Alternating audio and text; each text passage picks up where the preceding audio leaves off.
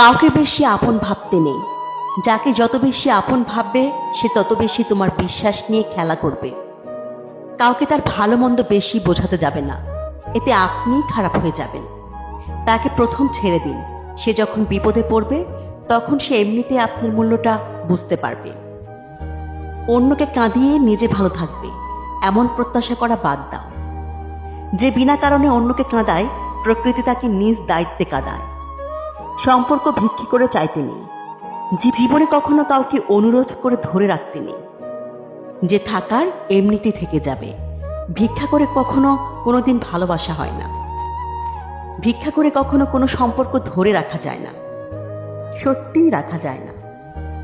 রবি ঠাকুর বলেছিল, ঘরের মধ্যে তুমি যত ইচ্ছে কাঁদো, কিন্তু দরজা সবসময় হাসি মুখে খুলবে।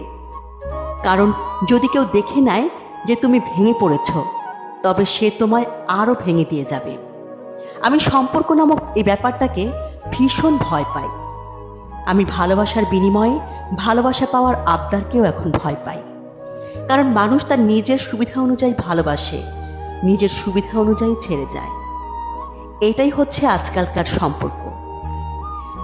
তাকে বাধ্য করো না কথা বলার জন্য যে কথা বলতে চায় না। ব্যস্ত থাকো আর বুঝিয়ে দাও যে তাদের ছাড়া তুমিও থাকতে পারো। মানুষের সময় যখন খারাপ যায় তখন অনেক কিছু শুনেও সহ্য করতে হয়। কথা হজম করতে শিখো, এটা তোমাকে জিততে সাহায্য করবে।